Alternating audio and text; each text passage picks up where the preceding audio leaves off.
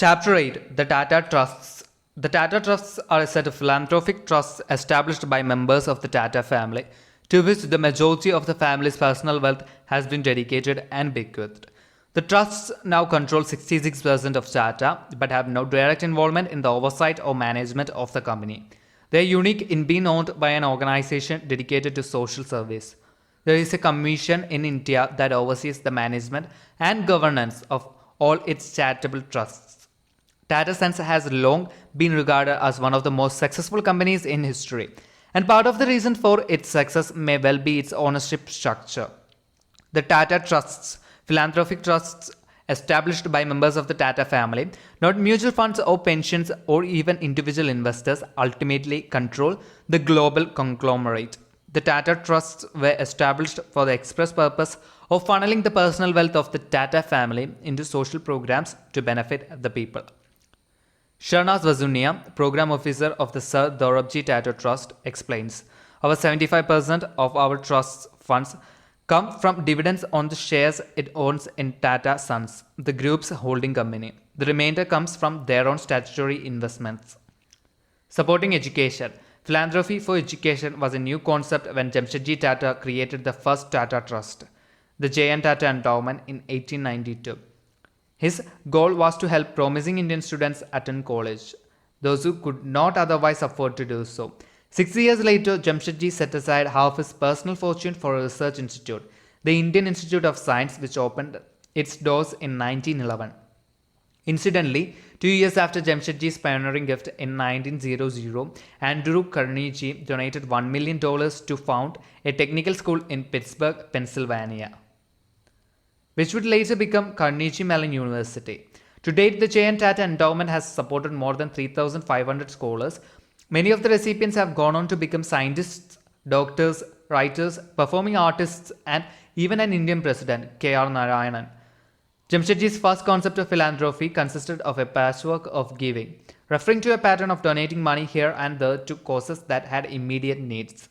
That is how his life's work began. But he quickly realized that a patchwork approach would not achieve the large-scale results he desired. And so he developed what he called the constructive philanthropy approach, using his trusts to leverage in service to the needy the talents and skills of the best and most gifted. The Jamshedji Tata Trust was set up in 1974, long after the founder's death, to celebrate the centenary of his first company. It provides grants for innovation. In the founders' footsteps, like their father, Sir Dorabji and Sir Ratan Tata also donated the majority of their personal wealth to trusts they established. Since neither had children, their wealth could be dealt with in whole rather than divided among a progeny. Had they bequeathed shares in the business to children and grandchildren, the ownership of the company might have been fractured, with a detrimental effect on Tata Sons. By establishing trusts and placing their fortunes into these unifying financial structures, however, they helped to keep the company intact. Sir Ratan funded a number of initiatives to benefit India in one way or another, from financing the first archaeological excavation at Patliputra, where the Mauryan throne room of Ashoka's palace was discovered, to supporting Mahatma Gandhi's early work among the Indian community in South Africa. He provided funds so that the University of London could investigate the causes of poverty and how to eradicate it. In 1912, he offered an annual stipend of 1,400 euros to study the causes of destitution and potential suggestions for relief over a 3-year period. This stipend was awarded to 1931. Before Sir Ratan died in 1980, he asked that his wealth be used to support education, healthcare, rural communities, and art and culture via the Sir Ratan Tata Trust. Dorab registered the Sir Dorabji Tata Trust shortly before his death and bequeathed nearly all his wealth to it, including his holdings in Tata Sons. His property, 21 pieces of his late wife's jewelry, which included the famed Jubilee diamond, as well as his own personal accessories. At the time, the value of the assets was approximately $10 million. Today, the figure would be closer to $500 million. The Sir Dorabji Tata Trust dedicated much of its support to 6 national institutions, including the Tata Institute of Social Sciences, the Tata Memorial Center for Cancer Research and Treatment, the Tata Institute of Fundamental Research, the National Center for the Performing Arts, the National Institute of Advanced Studies, and the Sir Dorabji Tata Center for Research in Tropical Diseases.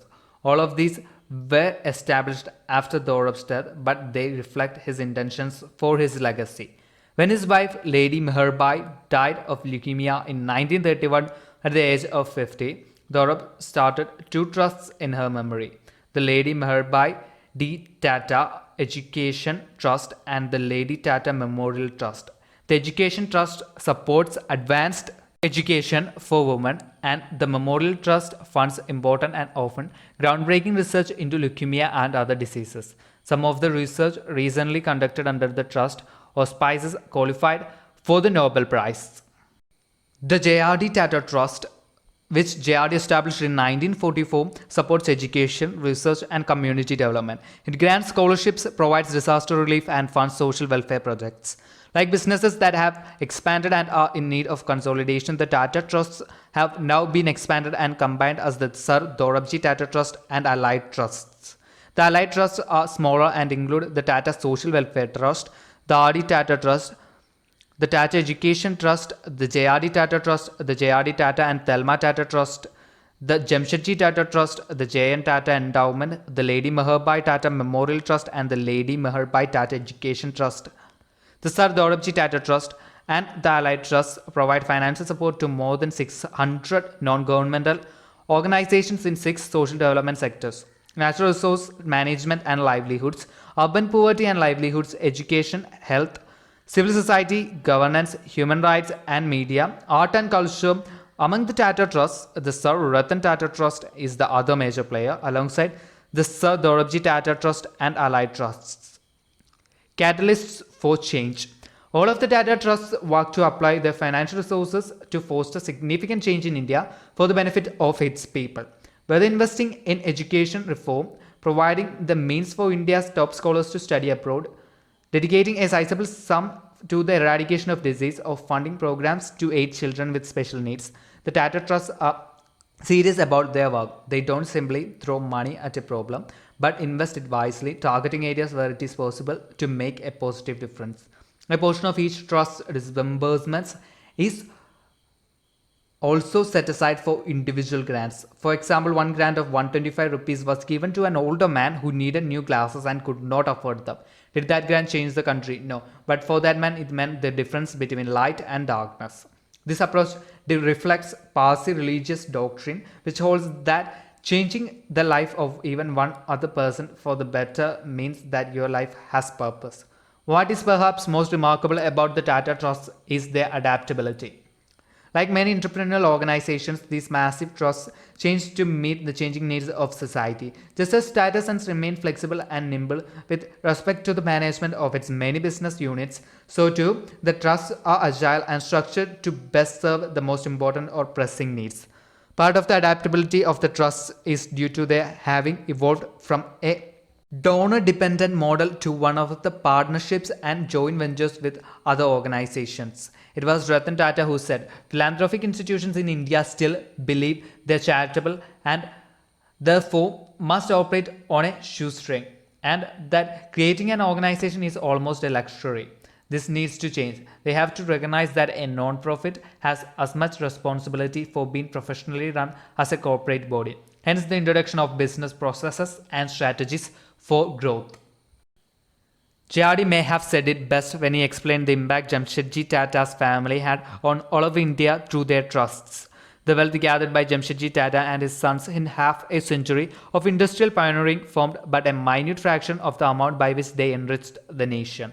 The whole of that wealth is held in trust for the people and used exclusively for their benefit. The cycle is thus complete. What came from the people has gone back to the people many times over.